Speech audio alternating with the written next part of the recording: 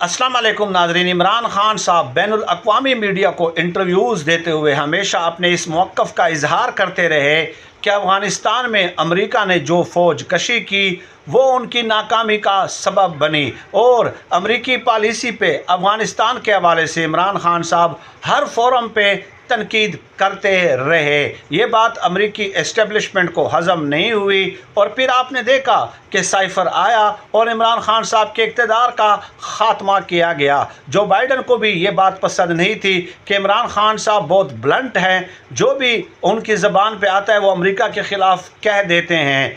अब हुआ क्या है कि जो बाइडन दूसरी बार सदारती उम्मीदवार बनने की फहरिस्त से दौड़ से बाहर हो गए हैं। ये इमरान खान साहब का जो पूरी दुनिया में सबसे बड़ा दुश्मन है वो हमेशा के लिए फारिग हो गया है जो बाइडन, और ये चीज़ नून लीग के लिए भी बहुत बड़ा